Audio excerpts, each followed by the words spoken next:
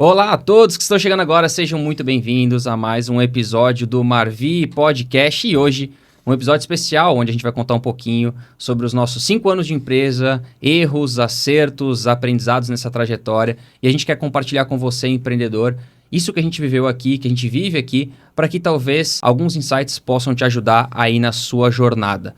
Obviamente, antes de começar o conteúdo, não se esqueça de deixar seu comentário caso você goste ou não desse episódio. Afinal de contas, somente com o seu feedback a gente pode melhorar. E se você é dono de uma empresa de serviço, fatura mais de 30 mil reais por mês e precisa organizar as finanças do seu negócio, ter mais clareza, ter mais controle e talvez até melhorar aí a comunicação com a sua contabilidade, tendo uma solução integrada de finanças e contabilidade e também muita tecnologia, basta você comentar aqui que a gente entre em contato com você ou clicar no link que vai estar na descrição desse vídeo para conhecer o que a gente faz. Mas sem mais delongas, hoje a gente vai contar um pouquinho então da nossa trajetória e eu convidei aqui meus sócios que são fundadores comigo junto da empresa, a Dani e o Rodolfo. Sejam muito bem-vindos e bora bater esse papo aí. Muito obrigada. Olá, pessoal. Bom dia aí, galera.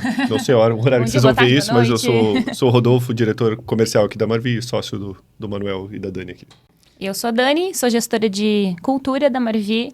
Estamos ansiosos para este papo. Parece que vai ter surpresinha, perguntas surpresas. Tem umas perguntas aqui que a Carol preparou, então a Carol tá aqui no bastidor também. Então a Carol preparou umas perguntinhas surpresas aqui pra gente falar ao longo dessa trajetória. Mas antes de a gente ir pra elas, acho que vale a gente fazer uma breve retrospectiva aí da nossa empresa, da nossa operação e contar um pouco pra galera o que a gente já viveu, aquilo que a gente errou, aquilo que a gente acertou, aquilo que a gente aprendeu e depois a gente fala um pouco pra onde a gente tá mirando. Vou começar então com as damas, né? Então, primeiras damas, Dani, quero que você conte um pouquinho aí, segundo a tua visão, faz uma síntese assim, cara, o que era a Marvi quando a gente começou, qual que era a ideia do negócio e o que a gente se transformou? Conta um pouquinho da tua visão dessa trajetória da empresa. 21 de fevereiro de 2020, então, aniversário de fundação da Marvi, a gente está completando 5 anos esse ano. A empresa, ela mudou muito e, na verdade, era uma eu-presa. A gente sempre conta essa história, né? A Marvi, ela começou com uma eu-presa, porque o Manuel, dando as consultorias, então, iniciou o negócio que a gente tem hoje. Mas tudo foi mudando ao longo do trajeto. A gente não tinha contabilidade, a gente não tinha sistema, a gente não tinha equipe. Era literalmente uma empresa, o Mano conduzindo as consultorias, que virou o BPO financeiro, que deu oportunidade para outros serviços que a gente também tem hoje. Então, é difícil resumir tudo que a gente viveu em 5 anos, assim, mas eu acho que foi uma história de superação e de ajustes de acordo com a demanda que o mercado tinha e a gente foi conseguindo entender o que o mercado precisava e entregar o que a gente entrega hoje. Nós somos a única solução financeira do Brasil que tem terceirização financeira, terceirização contábil e sistema próprio de gestão, né? E encaminhando aí para, talvez, outras coisas que a gente vai descobrir ao longo do caminho. Eu não sei o que eu não sei, a gente sempre fala disso. Então, o que vem pela frente é algo que também me interessa muito, que me deixa muito, muito instigada. O que será que a gente vai fazer daqui para frente? Acho que isso é tão importante quanto o que a gente já viveu até aqui. Boa. Conta aí, Rod, qual que é o teu resumo da ópera? Olha, a minha vida não começou no day zero ali da Marvi, né? Então, eu entrei em 2021. Quando a gente ingressou, era outro produto, outra entrega, fazia tudo de forma diferente do que a gente tem hoje. Mas acho que a parte mais... que foi mais marcante para mim foi o momento eureka, quando nós olhamos e falamos, não, então vamos fazer financeiro por assinatura para todo mundo, vamos esquecer aquilo que a gente faz, deixar de fazer consultoria, deixar de fazer um negócio super único para o cliente e super limitado e vamos fazer daquilo que a gente aprendeu até agora na vida, fazer um negócio enorme, que foi no decorrer do ano de 2021. E eu até brinco, a gente conversou, acho que eu conversei com a Dani essa semana, eu falei que nós temos 5 anos, mas desse modelo de negócio nós temos uns 3 anos e meio quase, mais ou menos, que foi quando a gente optou por outro caminho e começou a tocar o barco para aquele caminho ali.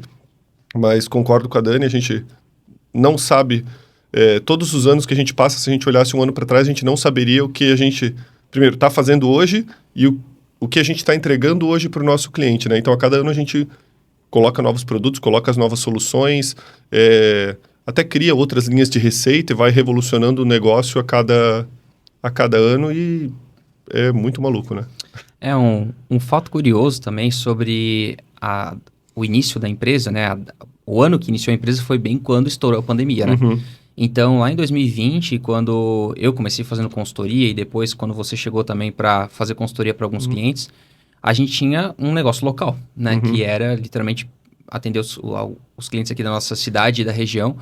E aí, aos poucos, a gente foi entendendo essa questão do BPO financeiro, começamos a oferecer para alguns clientes, mas o fato é que lá atrás a gente não acreditava que o BPO financeiro seria um produto isolado. A gente entendia que o BPO financeiro serviria para tornar a consultoria mais escalável e melhor, né? Para a gente não perder aquele tempo que a gente gastava lá. Retenção até, né? Exatamente. Então, o cliente está lá com a gente está cuidando do financeiro dele, a consultoria, né, cria aquele valor ali mais estratégico, enfim. Só que aconteceu um fato muito curioso, que foi quando a gente começou a fazer os primeiros anúncios, né? Hoje a gente vai falar um pouquinho sobre os nossos canais de aquisição e tudo mais, mas quando a gente começou a fazer os primeiros anúncios patrocinados ali na internet, começaram a surgir pessoas interessadas de outra cidade. E naquele momento, não era algo que a gente pensava assim, não, vamos anunciar para vender para outras cidades. Aquilo aconteceu, literalmente. E aí, olhando agora, conectando os pontos, faz muito sentido esse movimento ter acontecido bem na época da pandemia, né? Porque justamente a gente estava ali, o mundo estava se adaptando, né? No sentido de contratar coisas pela internet que talvez você não contrataria antes, a forma que as empresas começaram a se posicionar na internet. A mudança para o home office. A mudança para o home office. Então, teve várias coisas, né? Mudança, curioso que a gente nunca fez home office, né? Desde day one foi sempre presencial. A fase, né, Mas até dos nossos clientes. Para ele faz sentido, porque É. eles entendem que as pessoas não precisam estar junto Isso, deles. Total, faz total sentido. Inclusive, digitais, a gente atende muitas empresas digitais, agências de marketing e tudo mais. Então, esse pessoal começou a organizar os seus próprios negócios de forma remota. Então, hoje, olhando para trás, com certeza tem uma influência da pandemia no sentido de o que a gente fez e tão rápido, porque é uma questão também de oportunidade de tempo, né? A questão do timing, né? Às vezes a tua ideia é muito boa, mas ela está no timing errado. Exato. Seja no algo que já passou, ou seja, algo que não está pronto ainda, né? Como a gente também vê várias iniciativas de negócio que, pô, a ideia parece boa, mas o mercado talvez não está maduro o suficiente, ou o produto não está maduro o suficiente para aquele momento.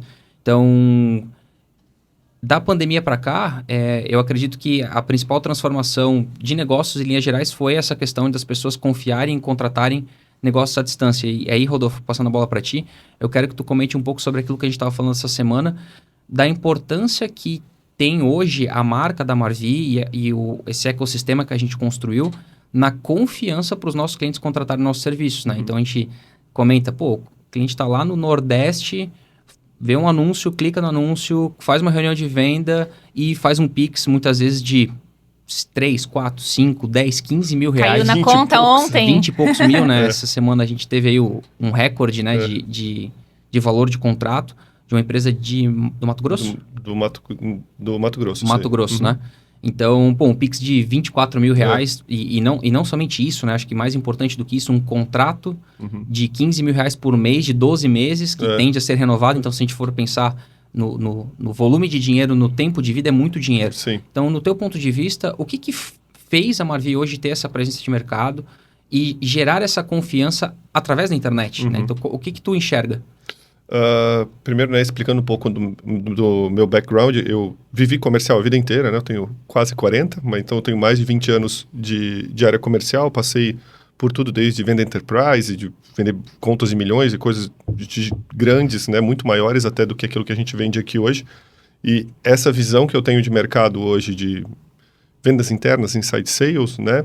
É uma coisa recente. Eu aprendi isso faz, sei lá, 5 anos, né? Mais ou menos o tempo da Marvi, é o tempo que eu comecei a me conectar, talvez um pouquinho antes, que eu comecei a me conectar com isso. Mas é muito diferente do que se fazia até pouco tempo. Eu acho que a grande maioria das empresas ainda vende, né, de forma mais tradicional, mas eu não tenho dúvida nenhuma que aquele momento de pandemia acelerou isso, né? Porque como as pessoas estavam em casa, ou mesmo quem tinha sua empresa e já trabalhava de casa, ficou mais aberto a se conectar com serviços que tu nunca ia ver, que tu nunca ia na porta dele, porque estava todo mundo trancado dentro de casa e não mudava nada. Isso acelerou muito, mas mesmo essa acelerada que deu, ela não teve tanto impacto que a gente teve quanto a gente começar a ser reconhecido, sabe? A gente tá com o NPS lá na tampa e tá seguindo, e tá conseguindo impressionar o mercado, em ter um feedback positivo do nosso mercado. Eu até Esses dias eu estava falando com a Carol e ela estava falando, mas porque a gente tenta fazer tudo perfeito, né? Desde a da entrega para o nosso cliente até a nossa imagem, né? Então ela olha e fala, nós temos 2 reclamações no Reclame Aqui, eu já falei com os caras, não tem o que fazer, tá lá. Eu falei, mas para minha equipe de vendas é até bom ter essas 2 reclamações lá, porque eu sou uma empresa que tive, mais de 600 empresas já confiaram na gente aqui. Passou a gente tem a gente tem 5 anos de mercado. Alguém vai reclamar. E tem 2 pessoas que reclamaram nesse meio tempo. Exato. É pouquíssimo, sabe? Então é um número muito pequeno, é uma coisa que valida aquilo que a gente está fazendo. E esse tipo de coisa é o que vai facilitando o nosso mercado. Então hoje a gente continua tendo muitos clientes pequenos começando, tem gente que nem está faturando ainda, vem e vira cliente nosso, porque segue a gente e sabe que a gente vai fazer um bom trabalho no longo termo, porque ouviu falar bem da gente. E esse tipo de espalhar uma informação boa da gente, né? Espalhar uma recomendação nossa, chega em grandes clientes. Então a gente fechou esse cliente de 15, mas a gente já fechou de 12, de 10, de 11. Se for olhar o pipe, hoje em dia, o que a gente tem de fila de clientes ali, em detalhes, às vezes, para fechar, tem um monte, vai ter cada vez mais. Ou seja, eu acho que quanto mais a gente vai validando a questão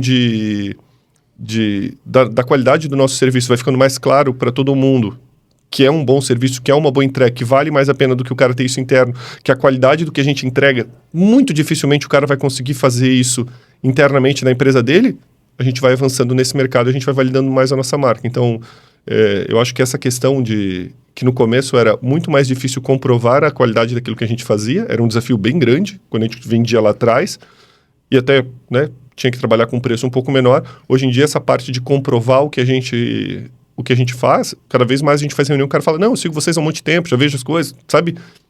Fica mais irrelevante essa parte de comprovar o que a gente faz. Tem muito mais gente entrando na reunião só para saber quanto é que custa.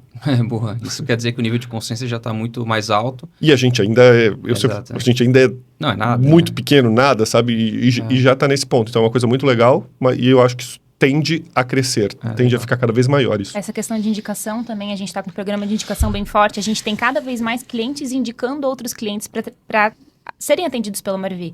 Então, aproveitando, se você é cliente da Marvi, nós pagamos comissão para os clientes que nos indicam, é bom para vocês, é bom para a Marvi, é bom para todos nós, e vocês, de fato, reconhecem, entendem a qualidade do serviço que a gente presta, faz sentido para todo mundo. Se é para pagar para os nossos clientes ou parceiros, ou para o Mark Zuckerberg, eu prefiro pagar para os nossos clientes, sem dúvida nenhuma, todo mundo está ganhando. A gente brinca aqui que o Google e o Meta são nossos sócios compulsórios junto com o governo, né? Sim. Porque o governo é desde o day one, mas esses dois entraram na roda aí também.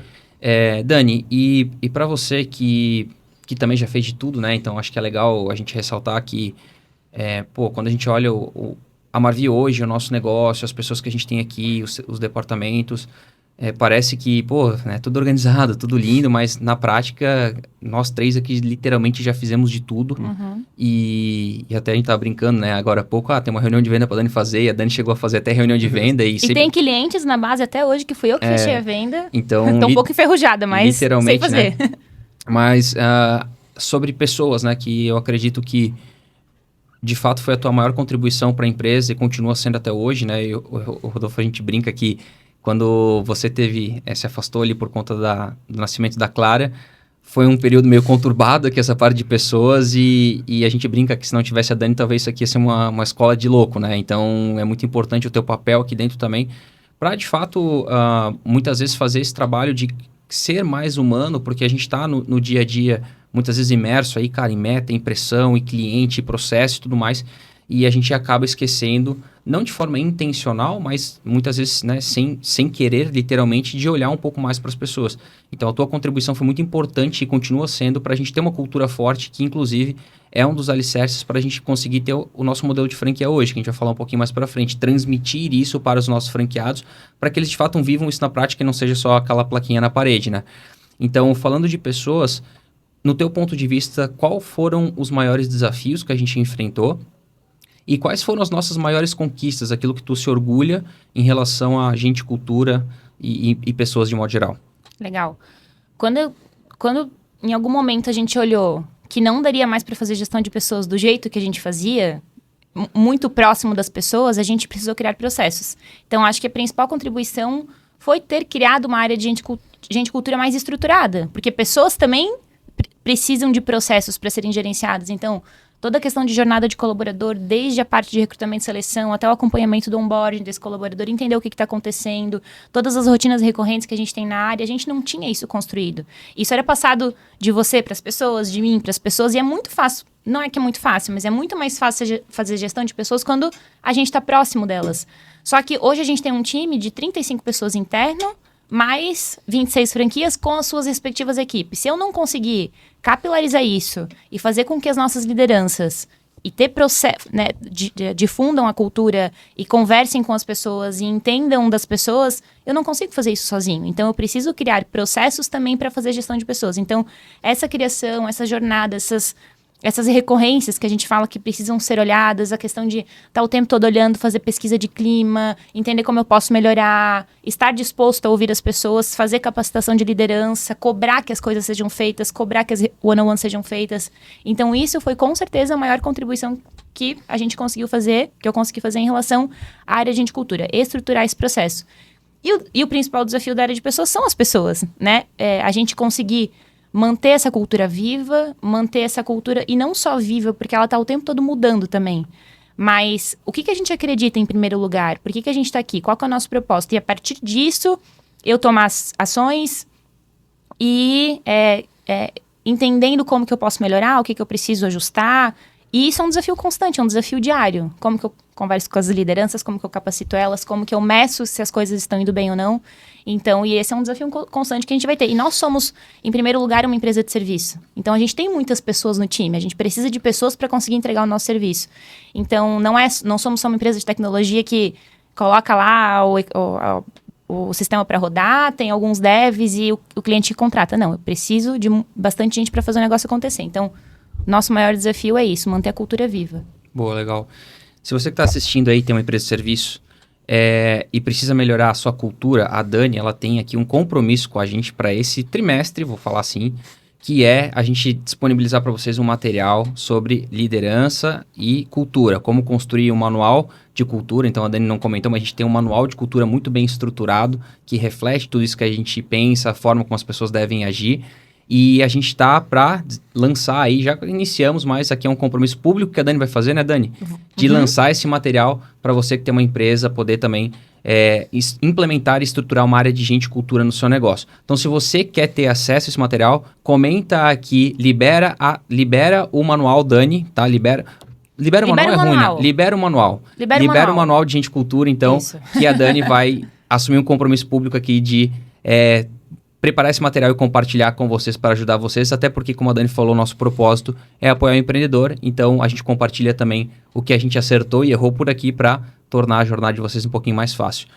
Rodi, você que é do comercial e obviamente está sempre olhando os números de crescimento da empresa, obviamente todo mundo olha, né? Mas o teu principal papel chama atenção, é esse. Né? Exato.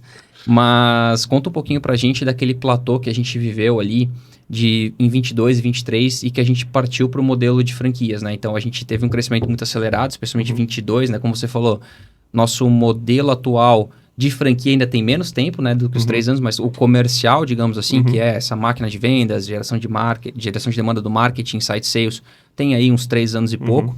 E 2022 a gente surfou uma boa onda, digamos assim, crescemos, né, de forma muito acelerada, tivemos bastante desafio em relação a pessoas, que também tivemos que aumentar muito o time. Chegamos a ter 70 pessoas dentro de casa. E muito rápido, né, de 25 para 70 em um ano.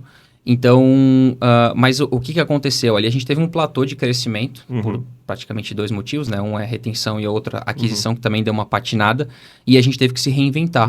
Então, hoje a gente, felizmente, está numa rota de crescimento muito saudável de novo, mas eu queria que tu comentasse assim, quais foram os desafios que a gente teve ali quando a gente teve esse primeiro pico de crescimento e o que a gente teve que fazer para dar uma azeitada na máquina? Exato.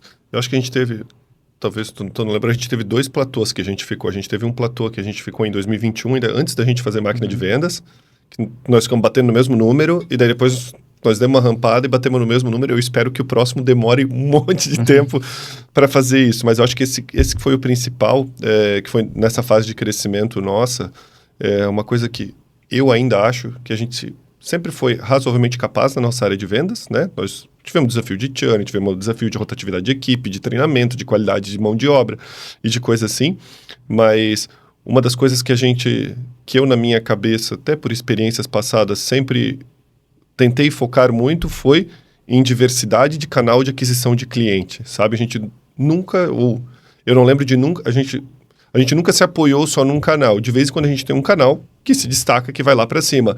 E quase tudo aquilo, eu sempre vejo que eu acho que quase tudo aquilo que dá para testar, a gente testa. Então, a gente já teve um momento que a gente foi muito mais forte em prospecção outbound, testamos outbound puro mesmo com compra de lista, com coisa assim, testamos retomada de cliente, testamos mídia paga, fizemos programa de captação de indicação, fizemos com influencer, fizemos SEO para tentar chamar atenção dentro do Google. Sabe, eu acho que o que faz superar esses desafios toda empresa sempre vai ter um monte de tarefa para resolver o que tem dentro de casa. E sempre poderia ser melhor, né? A gente tem o NPS que a gente tem até divulgado ali, mas nosso NPS médio dos últimos meses ali, acima de 90, não é 100. Sempre tem o que fazer. E sempre, se tu se gabar daquilo ali, o NPS vai cair e vai. Então, tu sempre tem que estar inovando, entregando mais para o cliente, e tu sempre tem que estar de olho do que tem de oportunidade de canal de aquisição de cliente, né? Então, a gente testa, a gente participou do Startup Summit no ano passado, foi a primeira feira que nós participamos de alguma forma. Então, tem que testar. Gerou... Né, tem que testar e metrificar, né? Que eu sempre falo que a gente sempre tem que tomar decisão com base em dados. Então, vamos no Summit, vamos captar cliente, vamos ver se converte, e é uma indicação se evento funciona ou não pra gente. Se um evento não funcionou, quer dizer que a gente nunca vai participar de evento? Não, mas a gente vai participar de evento com um pé um pouquinho mais atrás. Enquanto se a gente tivesse participado do primeiro, tivesse gerado um monte de lead, tivesse gerado um monte de venda, tivesse dado um retorno sobre aquele investimento que é participar desse evento, a gente colocaria mais, assim como a gente trabalha com mídia paga, assim como a gente trabalha com criação de conteúdo para SEO, assim como a gente trabalha com dinheiro para pagar as indicações. Então, né, assim como a gente pode contratar 10 BDR, botar numa sala e ficar fazendo prospecção ativa pura, né? Então, vai testando e aquilo que a gente vai dando certo naquele momento, a gente vai colocando mais o pé. E eu acho que de tempos em tempos é sempre bom também tentar aquilo que às vezes deu errado no passado, sabe? Então, por exemplo, hoje a nossa parte de prospecção ativa ela é bem mais incipiente do que ela já foi. Não quer dizer que daqui a 1 ano, 2 anos, se a gente colocar e a nossa marca for um pouco mais reconhecida no mercado, não comece a dar mais resultado ainda. Então, talvez a gente vai dar um tempo para isso e a gente, daqui a 1 ano, 2 anos, a gente pega 2 para vendedor, 1 ou 2, coloca para ter uma célula de novo de prospecção ativa e testa aquele canal novamente. Ou se a gente criar um produto diferente, a gente pode testar esse canal naquele produto diferente que a gente tem. Então, acho que essa superação de um platô, ela dificilmente, primeiro, é só do vendas, e segundo, tu sempre vai superar aquilo que não está dando certo, tentando fazer uma coisa, não digo nova, mas diferente. Então, se eu estou fazendo isso hoje, eu posso ou fazer uma coisa que eu nunca fiz, ou eu posso fazer alguma coisa que em algum momento do passado, por algum motivo, não deu certo, mas que agora vai dar certo de novo.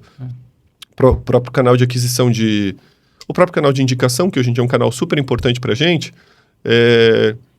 gente sempre teve indicação. No passado não deu certo, a gente tentou num momento diferente, de maneira diferente. Quando o NPS está lá na tampa, a indicação funciona mais, né? O próprio canal de mídia paga já deu algumas vezes na nossa história.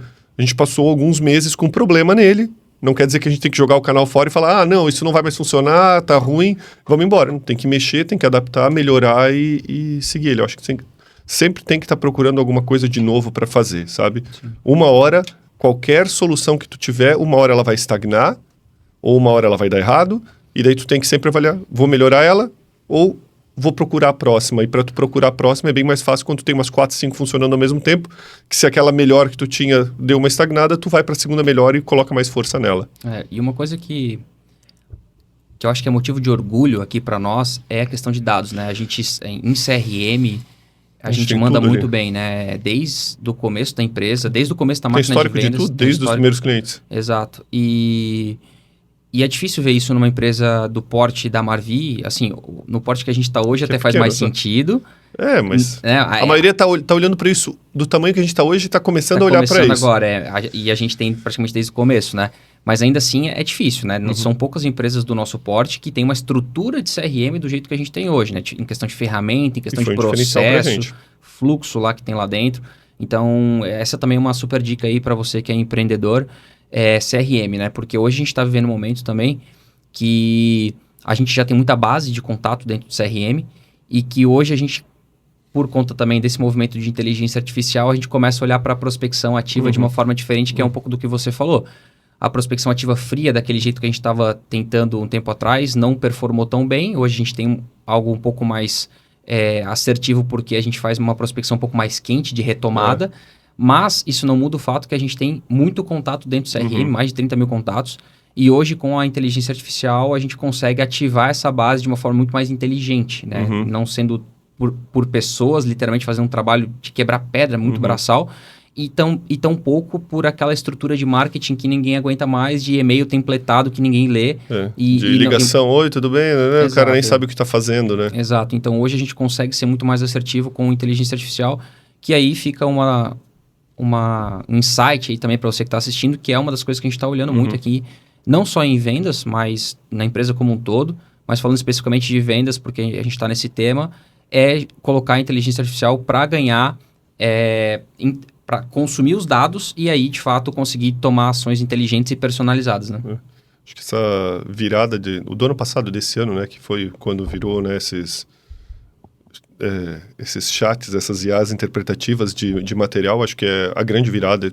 Quase tudo vai passar, né, desde do serviço em si que a gente faz, dos bancos, da parte de segurança, da parte de vendas, da parte de marketing. Então tá tudo sendo revolucionado de alguma forma, né? E inclusive aquela visão que a gente teve essa semana, que a gente falou, cara, a conta de consumo de IA, né, dos tokens que tem ali, é uma conta que nem a conta de água, que nem a conta de luz, e que se tu usar mais, tu vai usar mais, se tu usar menos, se tu for mais eficiente, tu vai usar menos, né? Tu vai conseguir reduzir a tua conta, mas tu sempre vai ter ela ali. Dificilmente tu não vai ter a luz ligada na... Exatamente. É tipo pagar a fatura da internet, esquece. É tipo pagar a fatura da internet. Deus, escolhe lá melhor aqui, né? Ou que o teu script vai ser mais eficiente, tu vai consumir menos, sei lá, alguma coisa assim, mas vai ser o desafio, né, que todo mundo vai ter, e acho que em alguns locais ela já está...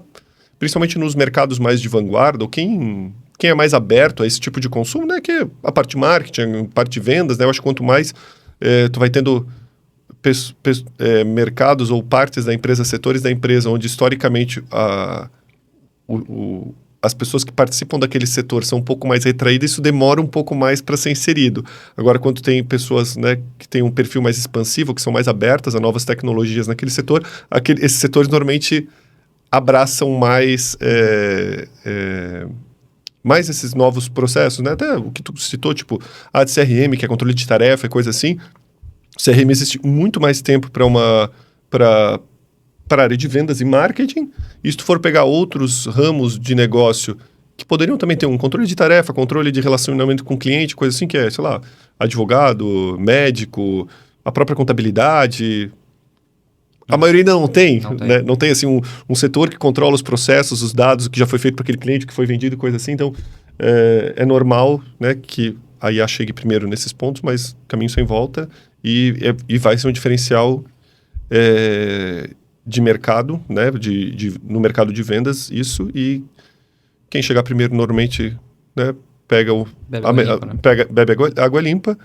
E, inclusive, eu imagino que logo vai ter algum tipo de regulamentação em cima disso também, enfim, mas só o tempo vai dizer. Mas essa eu acho que pelo menos de 2024 a 2025 vai ser a pegada do ano. Assim, quem conseguir automatizar mais processo, fazer isso com qualidade, fazer isso conseguindo converter, conseguindo gerar melhor relacionamento com clientes ou com potenciais clientes. Legal. E só para finalizar sobre IA, fala, para não ficar tão intangível, assim, fala uma aplicação de IA em vendas que tu achou que mudou o jogo, assim, que melhorou muito o nosso processo. Hoje a gente tem o controle tanto do que o pré-vendedor faz, quanto do que o vendedor faz, e a gente conseguiu padronizar o relatório pré-reunião e pós-reunião, tanto do vendedor, né, para o vendedor entender o que foi feito, tanto para um próximo pré-vendedor que for pegar aquele mesmo lead para retrabalhar, ele conseguir saber o que foi falado e não ficar... Um faz um textinho pequeno, outro faz de um jeito, outro esquece de fazer uma coisa. E do vendedor também, né? De poder avaliar se o vendedor está fazendo bem o trabalho dele ou não, o que faltou ou não, para ele poder se autogerenciar e para quem está gerenciando ele, eu poder ver o que está passando de negócio quente, negócio frio, e conseguir quantificar isso, tanto o trabalho dos pré-vendedores, quem é que está mandando reunião quente ou fria para o vendedor, e tanto do vendedor, quem é que está desempenhando melhor. Eu acho que isso é uma facilidade que a gente tem e que é muito difícil alguém ter isso, né? A gente até teve ontem numa visita, né? Num outro cara que eles... Meu Deus, que legal esse negócio. Mas para mim hoje é um diferencial bem grande no meu trabalho. Eu tinha uma dificuldade bem grande de ficar acompanhando realmente o que estava sendo feito.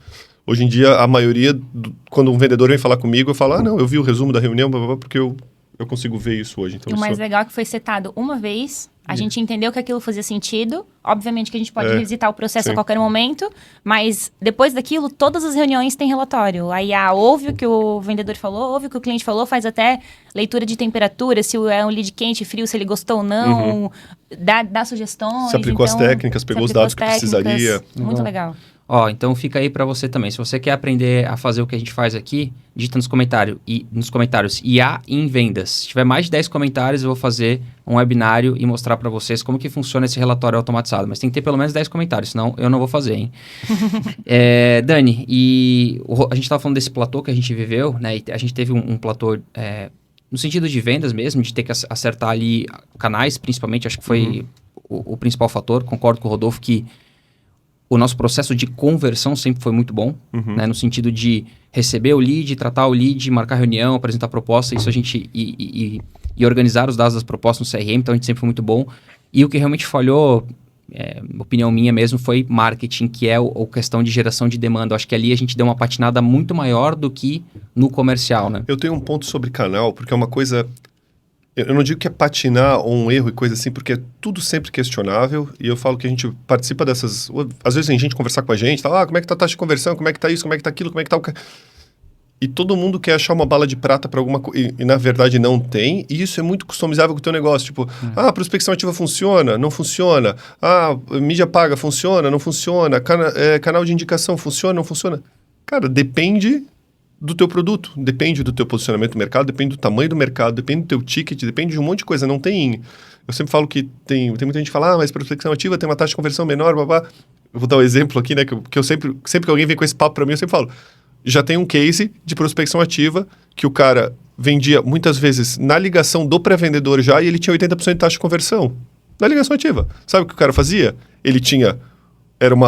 Era a distribuidora oficial da Coca-Cola de uma região. Ela pegava todos os CNPJs novos que abriu de padaria, de mercado, de qualquer coisa, de bar que abria na cidade, ligava pro cara e falava, oi, tudo bem, João? Eu vi que tu não tá no nosso cadastro ainda, tu deve estar comprando de algum atacado, mas se tu quiser eu vou vender direto pra ti, tu quer comprar de mim? Acabou, né? Pra ele funciona, pra que esse cara vai fazer mídia paga? Pra que esse cara vai fazer canal de indicação? Exato. Então assim, tu faz aquilo, faz sentido. A prospecção ativa pra gente, historicamente, foi razoavelmente difícil, porque pouca gente conhece a gente. E o nosso... Eu proibi de falar que as coisas são caras aqui dentro, então o valor que o cara paga, muitas vezes, proporcional ao faturamento dele, é bastante dinheiro. É relevante, sabe? Então ele acaba não... É muito difícil tu confiar em alguém que tu nunca viu nada, que tu não tem validação, que o cara não tem autoridade, que... Sabe? Exato. Me ligou um maluco aqui, falou pra eu pagar um boleto pra ele que ele vai cuidar do meu financeiro, tá louco? Sabe? Então tem essas nuances de validar canal.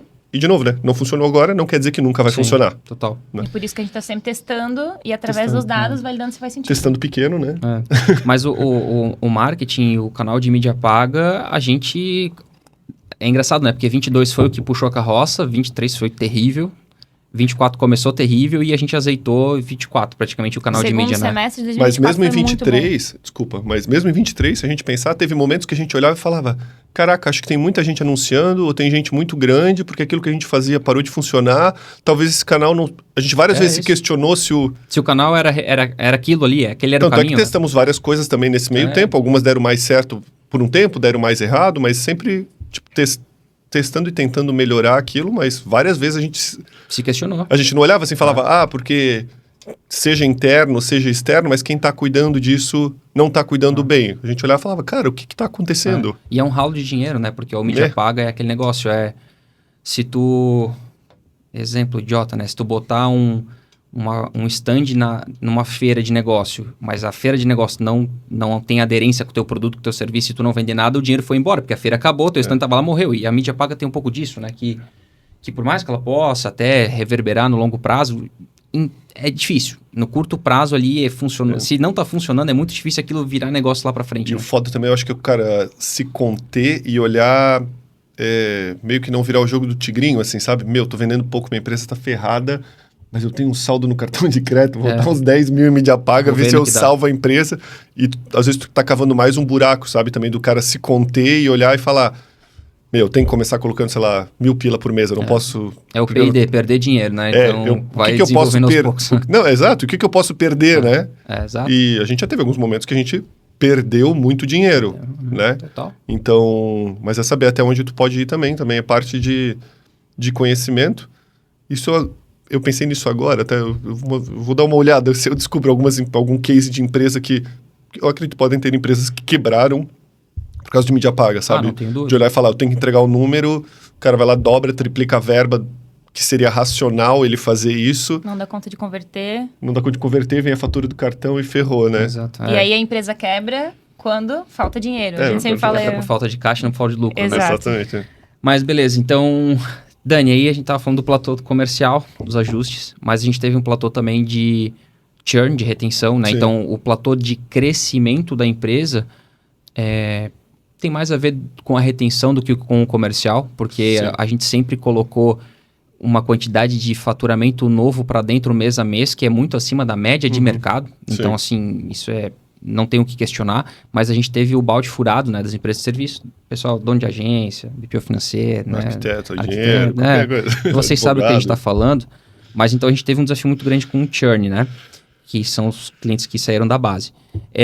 E, no meu ponto de vista, muito disso tem a ver com o que a gente teve também de turnover, ou que é a consequência... Então, a gente brinca que tem o NPS e o eNPS, né? Que é o do employee, né? Que é do colaborador. Então, o quanto que o colaborador indica, recomenda a empresa que trabalha.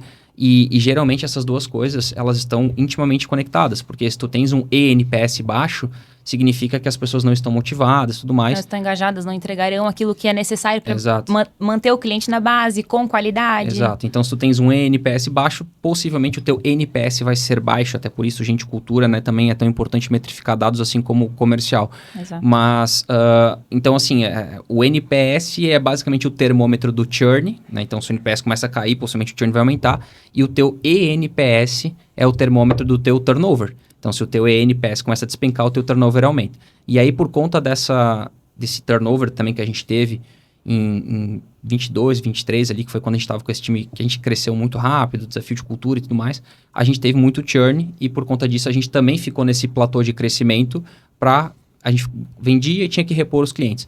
Então, a gente teve que fazer os ajustes no modelo de negócio, que a gente vai falar um pouco mais para frente, mas em gente e cultura, o que você enxerga que foram assim... Quais foram os parafusos que a gente apertou em relação a pessoas que permitiu com que a gente voltasse a ser uma empresa com eNPS alto, com as pessoas engajadas, com a cultura de fato vibrando, né, no dia a dia e não sendo algo que passa despercebido? Teve duas questões importantes, que uma foi a mudança no modelo de negócio, né? Porque às vezes a verdade é que a gente fica insistindo em algumas coisas, a gente testa, a gente valida, mas a gente também insiste em outras, porque não pode que esse negócio não vai dar certo, a gente vai ter que fazer dar certo. E às vezes aquela situação, naquele modelo como era feita, realmente não ia dar certo. A gente entendeu isso através dos dados do NPS, do turnover, do churn, do retorno que a gente estava tendo do mercado, né? Então, mudar o modelo de negócio, trazer pessoas aderentes à cultura da Marvi, que foi a trazer, né, os franqueados para o time, foi algo que mudou também bastante isso, e foi um ajuste na operação, em pessoas, no entregável. Então, acho que a gente está começando a falar disso, né, que no ano de 2023, então a gente teve, no ano de 2023 a gente teve nosso primeiro franqueado, a gente permaneceu com ele como piloto até que a gente entendeu, não, isso aqui vai dar certo, vamos então trazer mais franqueados e começar a mudar. Tirar a operação interna e trazer os franqueados. Os franqueados, eles são nossos sócios, de alguma forma, né? São sócios do negócio, eles são empreendedores também. Eles apostaram com o seu dinheiro, com as suas reservas, investir na Marvi, né? Então, muda um pouco o perfil, é um perfil um pouco mais sênior, que entende um pouco mais, que a entrega está mais ajustada com aquilo que a gente estava buscando. Então, a vinda dos franqueados, eu acho que mudou bastante isso. E aí o desafio, né, da gente tentar manter uma cultura onde a gente nunca tendo trabalhado de forma remota, ter pessoas espalhadas pelo Brasil inteiro. Então, alinhamento, treinamento, recorrência, capacitação de liderança, pessoas-chave que façam a conexão com os franqueados no dia a dia, pessoas aqui dentro do suporte. E essa questão de cultura, ela é muito manutenção. Cultura é manutenção. Eu tenho que fazer manutenção da cultura o tempo inteiro. Eu tenho que comunicar, eu tenho que alinhar. Tu comentou de NPS. A gente faz também o FNPS, que é o NPS das franquias. Então, eu preciso monitorar o tempo todo a satisfação de todos os envolvidos. Então, dos clientes, em primeiro lugar. Não em primeiro lugar, mas sim, né? Porque ele paga a minha conta. Mas os meus clientes internos, que são os meus colaboradores, dos meus franqueados, que são parte do nosso time. Então, quando falo em NPS especificamente, a gente já comentou bastante disso, né? É uma alegria e uma dor também, porque quando a gente pergunta, a gente tem que estar disposto a ouvir. E o que a gente ouve, às vezes, não agrada o nosso coração. A verdade é que quando alguém vem e diz assim, não estou satisfeito com a empresa por conta disso, é muito ruim, porque nós, como sócios, como fundadores, como parte do negócio, a gente fica doído. Dói no nosso ego, né? Poxa, mas como assim? A empresa, para mim, ela tá maravilhosa, mas não tá para todo mundo naquele momento. E se eu pergunto, eu preciso estar disposto a ouvir. Então, inclusive, está rodando NPS, até sexta-feira está ativa a nossa NPS, e vieram coisas, sempre vem coisas para agregar. E eu gosto quando as pessoas escrevem, essa é a verdade. Eu prefiro que venha uma nota baixa, com coisas escritas, para que eu possa dizer assim, ok, então eu sei onde arrumar, eu sei o que as pessoas não estão gostando, eu sei por que o clima não tá legal, eu sei onde eu preciso ajustar. E da mesma forma, eu também tenho que olhar os meus positivos. O que as pessoas estão falando de bem do meu negócio? Por que elas estão felizes? Então, eu preciso reforçar o positivo, ajustar o negativo e o tempo todo fazer manutenção. Sim. Então, acho que essa questão de ter mudado o nosso modelo e estar o tempo todo monitorando. E isso é o que faz com que a gente consiga manter a cultura ativa, engajar as pessoas, mantê-las engajadas no propósito de simplificar a vida do empreendedor brasileiro. Legal. Eu concordo contigo, mas eu quero fazer um parênteses bem rápido, que muitas vezes a gente tem que tomar cuidado tanto com o positivo quanto com o negativo. Sim. Não se iludir porque o positivo tá bom e não precisa mexer nada, assim como não se doer ao ponto de achar que todo o negativo faz sentido. Sim. Porque muitas vezes aquilo que a gente recebe de negativo também é um sinal para que a gente tome algumas ações e faça algumas mudanças. Então, por exemplo, na época que a gente estava ali com esse desafio de turnover com a equipe interna e tal, vinha muito a questão de home office, porque tinha 2022 ali, recém tinha acontecido a pandemia, um monte de negócio home office e tal, a gente não contratava remoto, até hoje não contratamos, e a gente não libera o home office hoje, né? Então, eu preciso ficar em casa hoje porque minha filha está doente. Cara, então vai lá e cuida da tua filha. Né? Não vai levar o computador para casa e trabalhar de casa. Se você precisa ficar em casa porque a tua filha está doente, pega uma folga, e aí entra o humanismo da liderança de entender que, que faz parte, isso faz parte da vida. Mas não é por conta disso que tu vai fazer home office. Se tu tá trabalhando, tu tá na empresa. E a gente tinha muito feedback negativo no ENPS por conta de home office. Só que talvez a gente percebeu o seguinte, né? A gente se doía e tudo mais, se questionava muito sobre o tema, mas faz sentido a gente abrir mão disso se isso é uma coisa que a gente acredita, que a longo prazo vai fortalecer a cultura, que vai fazer com que o negócio cresça de forma mais sustentável, mais rápido. Então, talvez o que a gente tenha que fazer é literalmente contratar pessoas que não têm expectativa de home office. A gente pega lá no processo seletivo e fala, a gente não tem home office, não é híbrido, não é remoto e nem tem um dia por semana de bonificação de home office. É assim que funciona. Se você não quer, é o tal do livre mercado, né? De mão de obra, né? Que a gente fala. Se tu não quer, beleza, procura uma empresa que tenha. Então, também eu acho que é importante ressaltar para o empreendedor que ele também não pode ficar ajustando o modelo de negócio só por conta da opinião do terceiro. Ele tem que ter um filtro muito importante, porque às vezes ele pode tomar uma decisão muito equivocada só porque as pessoas estão falando ou bem ou mal, né? Porque o bem também pode te colocar no mato de alguma forma. Eu acho que tu devia ter mais um produto. Tu já faz isso aqui bem, faz mais um produto. Cara, talvez esse produto novo estrague aquilo que tu construiu para entregar o principal. E isso, inclusive, é uma das coisas que a gente discute muito, né? Sobre portfólio de produto, né? Que, obviamente, a base vai crescendo, tu começa a ter mais oportunidade de negócio, mas a gente tem ficado muito atento, né, a isso e se atendo ao nosso core business. Então, cara, vamos focar naquilo que está fazendo o negócio dar certo. E aí, obviamente, a gente testa as coisas, né, em escala muito menor, ao invés de ficar achando que toda oportunidade é pra gente, né? O tal do canto da sereia. Vem o canto da sereia o tempo todo. Cara, mas às vezes não é o momento. O Rodolfo pode comentar muito isso por conta da questão comercial.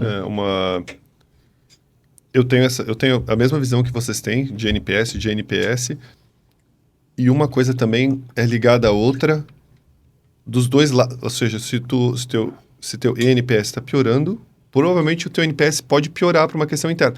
E do contrário também é verdade. Ou seja, tu pode ter a melhor gestão de equipe interna que tu tiver, mas se tu entrega para o teu cliente por algum motivo tá ruim, isso vai estragar o clima da empresa também. Exato. Então, se tu tá com churn, tem um monte de cliente reclamando, eu dou um exemplo até, a gente sempre tenta blindar um pouco o time comercial, né? Eu sempre falo, não me fala de churn, não me fala de problema de cliente perto do time comercial, porque o time comercial tem que estar Tá vibrando, claro. tem que estar no gás ali, Não né? manda no grupo de vendas reclamações. Não quero nem saber. A gente resolve, obviamente, né? Mas não tentar desmotivar o time que está ali fazendo isso. Exato. Porque estraga o clima, aquele clima ali. Então, também é uma coisa que eu acredito ser super importante nesse manter. Outra coisa, eu queria voltar um pouquinho nesse ponto do NPS, é conseguir separar pessoas pontuais dentro da empresa que não estão batendo bumbo junto com o resto do time, sabe? Tu olhar para aquela pessoa e falar, cara, acho que não vai se adequar àquilo que a gente precisa nesse momento, mas é um profissional bom, mas ele tá fazendo, mas ele entregou no passado, mas ele fez... Cara, ele não tá batendo bumbo e vai ser um mau exemplo para aquilo que eu tenho hoje. Eu sempre falo pro meu time inteiro, não quero nem saber, pode ser o meu melhor pré-vendedor, meu melhor vendedor, pode ser o melhor, o que ele quiser. Se ele não tiver engajamento com o resto do time, não adianta. Mas precisa ser amigo de todo mundo? Não, só precisa ser ok com todo mundo. Não precisa ser amigão, não precisa ser nada. Se ele só for ok, for respeitoso com todo mundo, estiver tratando, cumprir aquilo mínimo que as pessoas têm de expectativa com ele, tá ok. Se ele for amigão, melhor ainda. Mas se não conseguir fazer isso, cara, sabe, é melhor deixar aí, que é uma coisa bem complexa também dentro de time, para manter um time motivado. E eu acho que é interessante que as nossas lideranças todas pensam assim.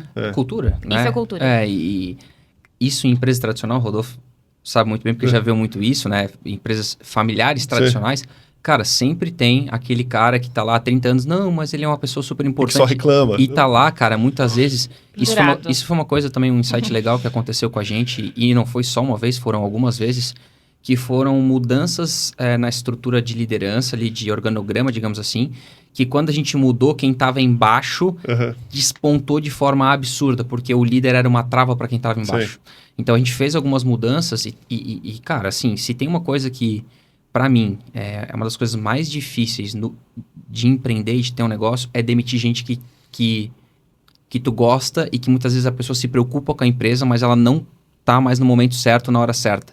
Porque muitas vezes a empresa vai mudando, e com a gente aconteceu isso muito rápido e várias vezes, e aquela pessoa que resolvia determinado problema, aquele problema foi resolvido e ela não tem a skill, muitas vezes, ou comportamento, ou a gente não tem uma forma de realocar ela. Exato. Então, tem um exemplo aqui que sem citar nomes, era uma pessoa que trabalhou aqui com a gente e hoje é uma franqueada. Então, isso demonstra que o carinho é recíproco. Ela não ia colocar o dinheiro dela aqui... se ela olhasse para trás e falou, cara, os caras são uns idiotas.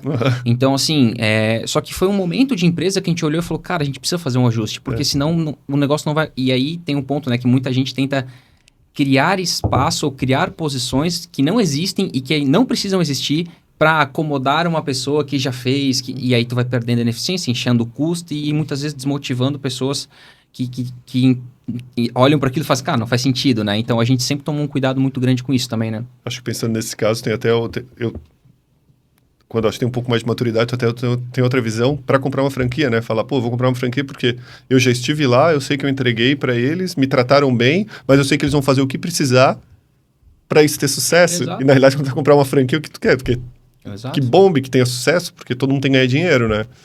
E foi um negócio muito legal, né? É isso, vamos para as perguntas então, Carol? Quanto tempo a gente tem aí de gravação já? 50. Então vamos para as perguntas e reta final. Quero ver a gente matar isso aqui agora, hein? Mas até 1h15 fica bom ainda. Vamos lá. Cada um responde uma, como a gente vai fazer isso? Ou todo mundo vai debater? Vamos fazer um bate-bola rápido, então. Então a gente responde... Nós três respondemos todas as perguntas, mas de forma bem objetiva, pode ser? Pode ser, vamos embora. Vamos lá. Dani, o que é ser Marvi para você?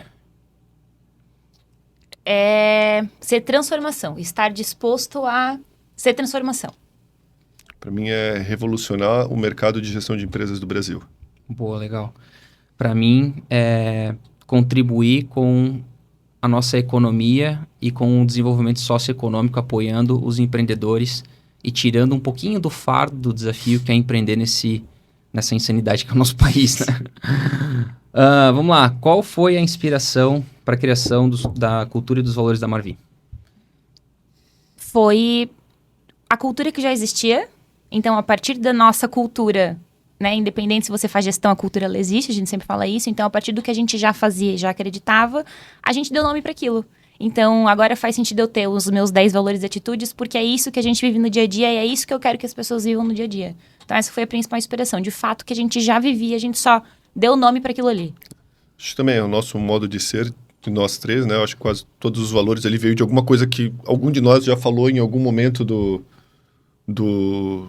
trabalho que a gente tinha aqui. Então, cara, os valores de como a gente tem de cultura é um reflexo daquilo que a gente já fazia quando era desse tamanho ainda. Exato, é.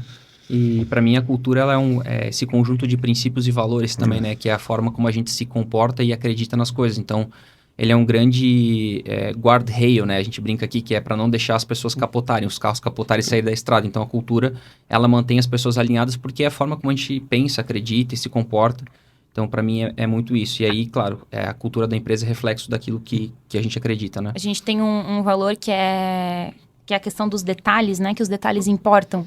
E isso a gente faz... A gente sempre se atenta aos detalhes desde o day one, reforçando aquilo que tu falou. Então, a gente tem registro de todos os clientes desde o primeiro dia, porque os detalhes importam e a gente sempre lançou, no mínimo centavo, tudo que a gente recebeu, ou tudo que a gente pagou, categorizou de forma adequada. Então, a gente prega aquilo que a gente vive. A gente, em alguns momentos, teve até mais organização do que o nosso faturamento. E a gente falava, isso faz sentido? Faz sentido, porque onde eu quero chegar, eu preciso dessa organização. Então, eu quero começar desde já. Então, os detalhes sempre importaram. Então, só fazendo gancho com um dos valores que estão ali na nossa parede que a gente vive no dia a dia. Boa. Conforme pesquisas, mais de 50% das empresas que nascem no Brasil fecham antes de completar 3 anos. Cerca de 60% não chegam a 5%. E qual a sensação de conseguir ultrapassar essa barreira, né? Falando aqui dos 5 anos da Marvi. Nossa, é uma sensação de realização absurda, porque nós empreendemos há 10 anos, né? Nós dois empreendemos há 10 anos. A gente está 11 anos juntos, então quase 11. E a gente teve muitos desafios nos nossos outros negócios. Os nossos outros negócios nos possibilitaram estar aqui. O seu, né? A sua história, a nossa história enquanto empreendedores, né? Enquanto jornada. Mas e a gente sabe que não é fácil, porque a gente já está na lida há muito tempo. A gente sabe de todos os desafios, sabe dos desafios externos que não competem só a nós, como são as questões de lei, governo, enfim. Então, é uma realização extrema porque está dando certo. Tá legal, a gente tá com clientes, a gente vê que a qualidade tá aumentando, a gente tem uma equipe engajada e a gente construiu isso. Não só a gente, mas partiu de nós. Claro. Foi de uma ideia nossa, então, realização extrema.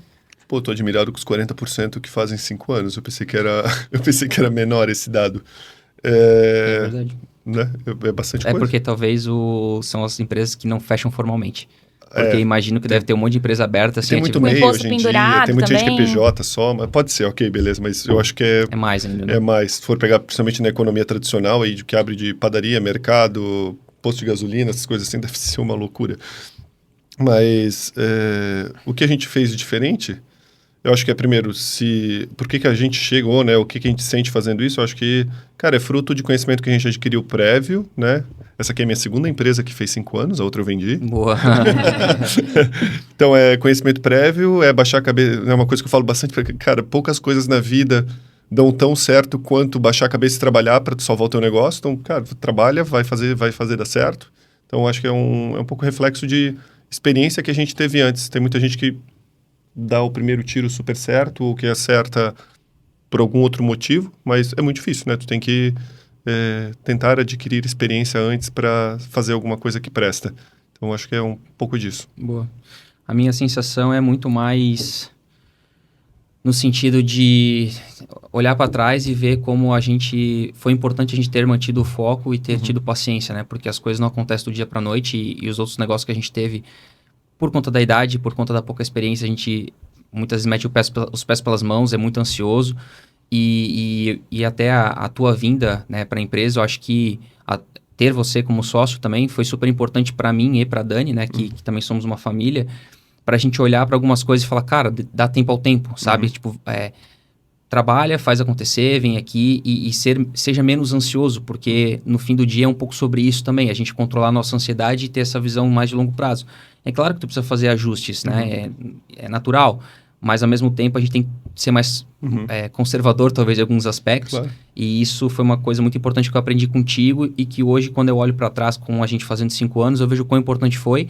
E, principalmente, quando eu olho para frente, eu fico muito entusiasmado em pensar, cara, se a gente fez isso aqui em 5, o que a gente vai fazer em 10? Com inteligência artificial. Com IA, né? Então, isso para mim é algo que realmente é muito inspirador. E a gente começa a perceber o reconhecimento das pessoas também, porque é realmente muito difícil, né? A gente foi muito questionado no começo de várias formas, né? E aí, quando a gente trabalha, baixa a cabeça, faz acontecer, as coisas começam a acontecer também. Esse ritmo de crescimento da empresa corresponde às expectativas iniciais? Eu só vou deixar o Rodolfo responder primeiro. A velocidade que a gente cresce hoje era a expectativa no começo? Não. Se for pegar plano de negócio, coisa assim que a gente fez lá no começo, ele foi readaptado várias vezes. Tem a ver também com alterações que a gente teve no modelo de negócio. Eu acho que Deixa eu até pensar, mas eu acho que quando eu entrei na empresa, talvez sim, porque a gente era uma consultoria, então, teoricamente, o negócio ia ser bem menor, ou pelo menos ia ter bem menos valor do que eu acredito que ele tem hoje. Mas eu acho que também todo empresário, ele é um otimista por excelência, porque se ele não for... Começou errado já, né? Se ele não for, ele começou errado já, né? Então, se tu faz o teu plano de negócio e não parece que tu vai ficar milionário, nem sai de casa. Se tu acha que vai dar errado... Porque provavelmente não vai dar 100% né? Vai ter um monte de percalços que vão acontecer na metade do caminho que tu não vai entender. Então, não é. A gente pensou que iria crescer bem mais rápido do que a gente é hoje, mas eu tô muito feliz, né? Principalmente, sei lá, no último ano, alguma coisa assim que a gente deu uma acertada grande e estamos num ritmo bastante forte. Não é o que a gente pensava lá atrás, mas... Na verdade, lá atrás, se eu olhasse para frente, assim, eu não pensaria que a gente teria o que a gente tem também. E eu não digo só em termos de faturamento, eu digo em termos de estrutura de pessoas, de processos, da forma que a gente construiu as coisas. Então, profeta do passado é fácil, Rodolfo sempre fala, né? Mas e se eu souber? A gente não sabia das coisas que a gente sabe hoje. A gente não tinha como prever. A gente tem uma expectativa e a gente vai se ajustando conforme o passar do tempo. Eu acho que a gente tem algo muito melhor do que a gente tinha pensado lá atrás, em termos de modelo de negócio, principalmente. Algo muito promissor para o futuro em termos de faturamento. E totalmente diferente do que a gente planejou no Day One, que não era isso. Não tinha nem esse nome, não tinha essa estrutura, mas eu acho que está melhor. Eu concordo que talvez a gente nos últimos anos, depois que a gente ajustou o modelo de negócio, até construindo nossa tecnologia, talvez a expectativa era a gente ter crescido um pouco mais rápido do que foi, por conta desses percalços que a gente teve, que a gente contou aqui, teve que ajustar para poder voltar a crescer num ritmo mais acelerado. Mas, ao mesmo tempo, eu confesso para vocês, a gente já conversou isso em bastidor, né? Que quando eu comecei a fazer consultoria lá atrás, que depois que a gente teve os outros 2 negócios, teve uma situação que o segundo cliente de consultoria que eu tive, que foi lá no começo da empresa, olhou para mim e falou assim, cara, ano que vem tu vai estar faturando 50 mil por mês. Eu falei, cara, não viaja. Na época eu trabalhava sozinho, né? Não viaja, tô louco, 50 mil, como é que eu vou faturar 50 mil por mês? Sim. E olhando para trás, né, um pouco talvez dessa falta de visão que daria para fazer por conta que a gente tinha acabado de passar por 2 negócios que, foram muito desafiadores e, obviamente, tu fica abalado de certa forma. Então, hoje, olhando para trás, nem eu talvez pensava que isso se tornaria algo tão grande. Só que, ao mesmo tempo, daí a gente começa a caminhar e começa a ter a visão, né? Tem aquela velha história de cada um só tem a vista da montanha que escalar. Então, tu começa a caminhar e tu vê, opa, peraí, tem mais coisa aqui, né? Que foram todos os ajustes que a gente foi fazendo. E aí eu acho que daí sim, quando a gente entendeu do BPO financeiro, entendeu que, opa, peraí, agora a gente está olhando o mercado de outra forma, por outro ângulo. Aí a gente entendeu que não, dá para fazer algo realmente grande, então é muito controverso, porque talvez, para mim, né, especificamente falando, no começo eu não tinha essa visão que seria do tamanho que é hoje, e nem que obviamente vai chegar no futuro, mas ao mesmo tempo tivemos alguns percalços que a gente não cresceu aquilo que a gente gostaria, mas em linhas gerais é muito incrível o que a gente fez em 5 anos, né? Assim, não tenho dúvida disso. Não estou tirando mérito disso, exato. Só sendo seco na resposta. Exato. A minha visão é mais otimista. Por isso que eu sou do lado de pessoas. Vamos lá. Quais serão os maiores desafios no futuro da Marvi e como a gente está se preparando para superá-los? Dani? Eu acho que eu vou falar especificamente relacionada à área de cultura, Fazer a manutenção da cultura, continuar fazendo manutenção. A gente tem uma previsão de crescer bastante, continuar crescendo em time, né? Então, a gente está com bastante franqueados, candidatos à franquia, entrando pessoas novas. Como que eu mantenho essas pessoas alinhadas? Como que elas entendem de fato quais são os nossos valores, as nossas entregas? Quanto maior a estrutura, maior a minha necessidade de manutenção para aquela estrutura, né? Então, em termos de cultura, é eu manter as pessoas alinhadas na cultura e o tempo todo fazer a manutenção daquilo. Para mim, é entender o que... Para mim, eu acho que um dos maiores desafios, eu acho que quanto maior a gente vai ficar, mais vão surgir oportunidades de receita pra gente, que é um negócio que a gente estava conversando antes, e saber, tipo, para onde ir, sabe? Sei lá, vamos abrir um banco, vamos fazer SaaS, vamos fazer mais treinamento, vamos fazer um evento, Summit Marvi, sabe? Tipo, tem muita coisa, passa muita coisa. Quanto maior tu vai ficando e mais relevante tu vai ficando no mercado, mais oportunidade passa na frente. Eu acho que isso vai ser um desafio pra gente, sabe? Um desafio de o que fazer, né? Exatamente. O que fazer, no que apostar. E porque tem que apostar também, sim, né? Claro. Acho que tem uma entrevista do Jeff Bezos que ele falou que ele já teve momentos na Amazon que ele brigou porque eles estavam errando pouco. Sim. Que quando ele faturava 1 milhão, ele gastava 50 mil por mês em erros.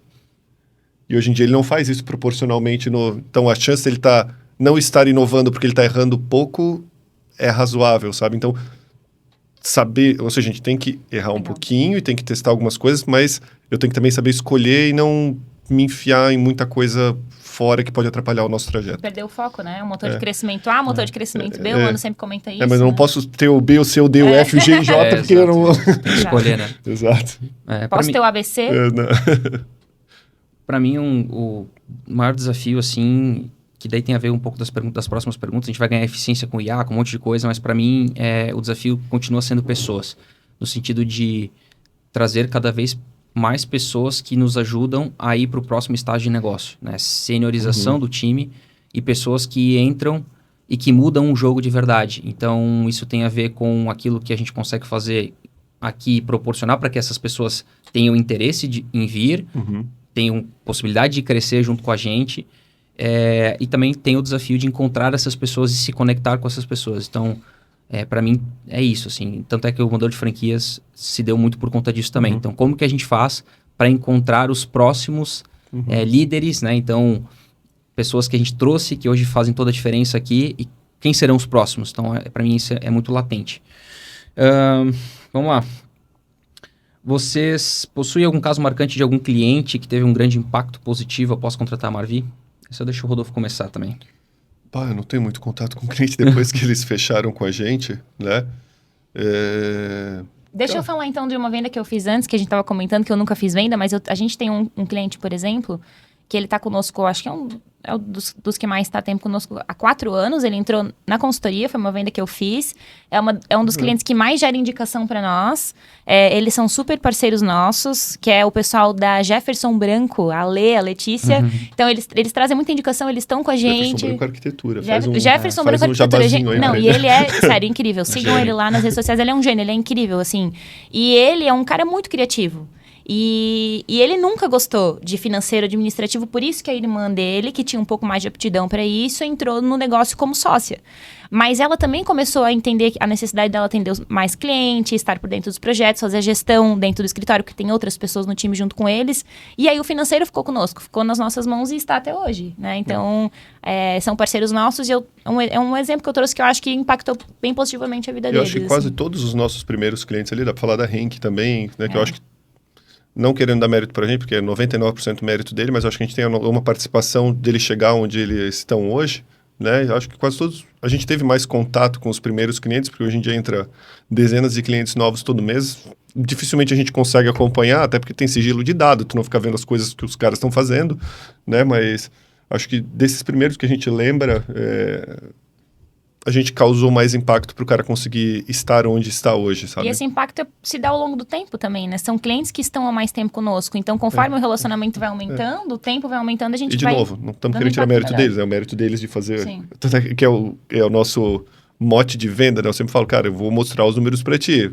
que tu vai fazer com o teu tempo que vai sobrar, o que tu vai fazer com esses dados para tomar decisão. A decisão é sempre no empresário, então o mérito é do É a inteligência dele de usar o tempo que sobra que a gente libera para que ele foque no negócio dele, né? Sim.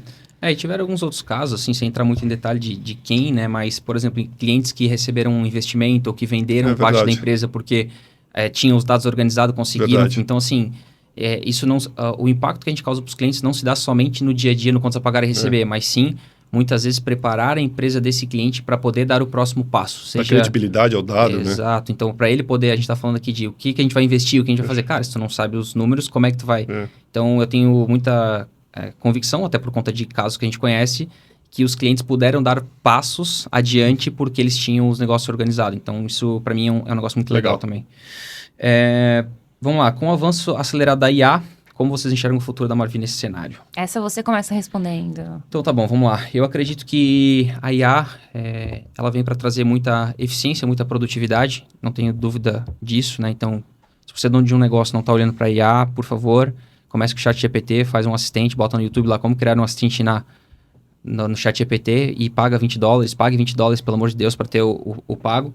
Mas o ponto vem para trazer eficiência, vem para permitir com que a gente tenha mais qualidade em dados, em processamento de informações. E, para mim, o que a IA não vai fazer é o relacionamento, né? Então, assim, o que a Marvi vai ter no futuro com a aplicação da IA?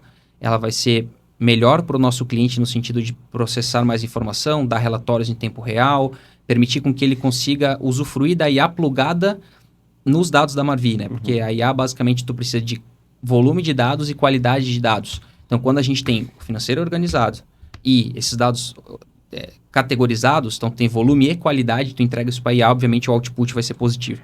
Então, para mim, a IA ela vai trazer isso para o nosso cliente final, porta para dentro, vai trazer muita eficiência e velocidade para a gente, mas o que a IA não vai fazer é o relacionamento. Né? Então, a gente estava falando sobre isso ontem também, que é no sentido de, poxa, o cliente lá que é o arquiteto, quais são as dúvidas dele, os medos? Às vezes ele não vai nem saber perguntar para a IA o que ele tem que ver. Então, do lado de cá, a gente vai ter esse humanismo de entender as nuances dos negócios dos nossos clientes, o perfil dos nossos clientes e fazer essas conexões reais, né, no mundo real, para que a gente consiga tirar suco da inteligência artificial para gerar mais negócio, gerar mais performance, mas ao mesmo tempo sendo uma empresa humanizada, que eu acredito que é algo que está no nosso DNA, até por isso a gente sempre brinca, né, que se SaaS resolvesse todos os problemas do mundo, tu contratava um SaaS e estava tudo resolvido, mas então tem esse humanismo no nosso DNA, que isso, para mim, a IA não vai fazer, né?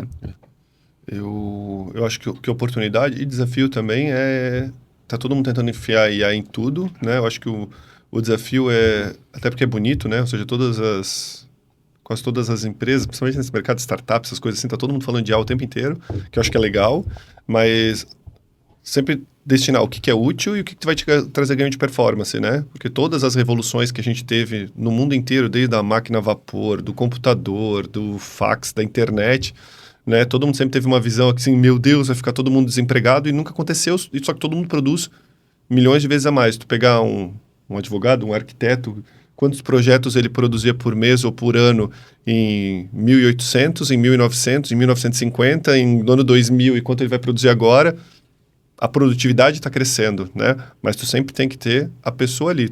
Ou seja, e ela vai tirar muito trabalho simples, trabalho burro, né? Que tinha antigamente, sei lá, o cara tinha uma máquina de escrever, ele digitava um negócio, digitou um negócio errado, ele pegava um estagiário e falava, passa esse negócio é limpo. Né? Daí agora ele tinha um computador, ele só apaga e imprime quando tá pronto, sabe? Então, tu vai tirando esse mas vai tirar o trabalho do estagiário, que, meu Deus, que trabalho desgraçado, sabe? Sim. Então, tu vai tirar esses trabalhos desgraçados, né? Que nem a gente fez o exemplo ali de pré-vendedor tentar fazer retomada com um cliente da... Cara, é um trabalho desgraçado, é difícil até tu conseguir gente para isso e conseguir reter aquela pessoa e mantê-la com NPS alto, sabe? Então, eu acho, ou seja, a visão que eu tenho e o desafio e o que vai ter... IA vai melhorar a qualidade de vida de todo mundo, vai melhorar a qualidade daquilo que tu faz no teu trabalho, tu vai poder trabalhar mais com a cabeça e menos com Ctrl-C, Ctrl-V, e o desafio vai ser conseguir fazer com que isso ande. Eu acho que vai vão ser anos 25, 26, vão ser anos bem divertidos, assim, ver essas coisas acontecendo, sabe? Divertido é uma boa palavra. E é bom porque a gente ainda é uma empresa muito pequena, sabe? Então, a gente tem um time, um squad de TI que não é tão grande, então a gente ainda consegue fazer as coisas de maneira rápida, sabe? E precisas, assim. Por mais que a gente admire algumas empresas, olha e fala, o cara tem 200 dev, tem 1.000 dev, tem 5.000 dev. É legal, mas as coisas ficam mais emperradas, sabe? Aqui a gente ainda consegue ver um negócio na internet, 2 minutos depois tu tá falando com o nosso CTO e vocês estão bolando alguma coisa, é capaz de fazer um MVP no mesmo dia à tarde. Isso é legal, a gente tá bem posicionado para isso, sabe? Legal. Desde 2021, 5 anos de empresa, a gente falou já muitas coisas muitas vezes, né? Então, o Mano parecia um papagaio sempre repetindo que a gente precisa de analistas que façam análise, que a gente precisa de analistas que façam análise. Então, a inteligência artificial está oportunizando isso, porque todo aquele serviço burro, né? Que era feito de coisas robóticas. Eu preciso pegar a linha digitável, ela já está integrada com a IA, que já foi lançada no sistema, que já está vinculado, que eu gerei no meu RP, que o franqueado já recebeu o boleto, que eu não preciso ficar fazendo isso repetidamente. Então, eu já ganhei tempo ali, eu otimizei minha performance.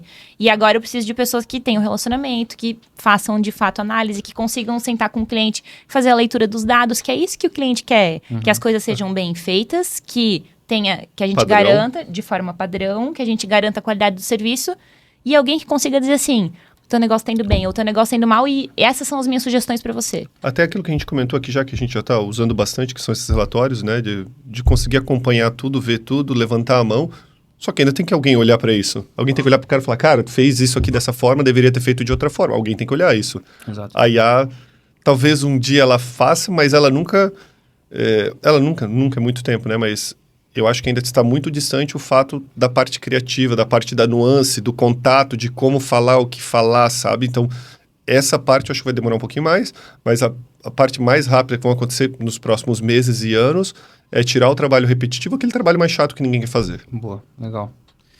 Concordo. Vamos lá. Para a gente ir para a reta final, as duas últimas aqui. Como você vê a evolução do relacionamento entre franqueados e clientes ao longo do tempo? Vai, Dani, começa com essa aí.